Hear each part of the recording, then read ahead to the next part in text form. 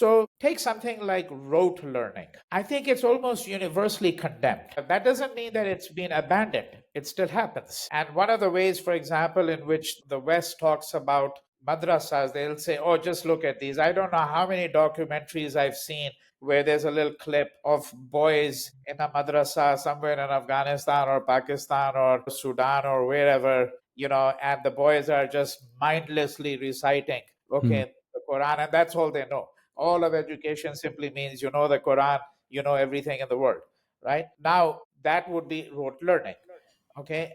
And that's what's being condemned. But I have to also say this, whether I agree with that, what some people might call caricature, it's not really. I'm not saying that that's what happens in a madrasa necessarily. That's how it's usually represented.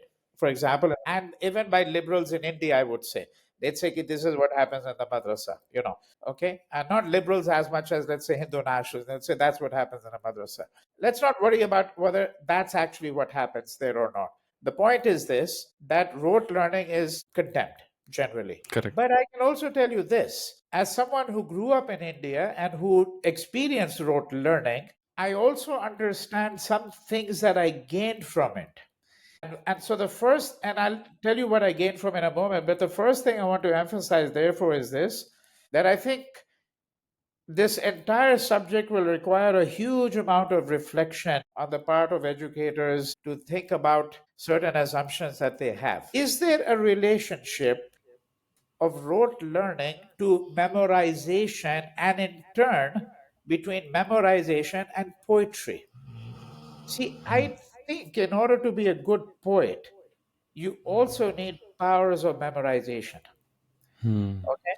Because poetry is not simply a matter of words written in a certain way using certain meters, it's the sound and the music Hmm. of poetry which is critically important, actually. Okay? The rhythm part of it. Yeah, okay? It's very important. And we have to remember that in India, all the texts came down to us through an oral tradition. The richness of Indian culture has to do in part with the fact that things came down in oral tradition, which meant that a text could have 100 different variations because people, if it comes down in an oral tradition, it also meant that people chose to remember some things, chose not to remember other things. There were some Hmm. choices that were made too. It's very interesting if you think about the intellectual history of India and you think about how text came down. Nothing was written originally. Okay.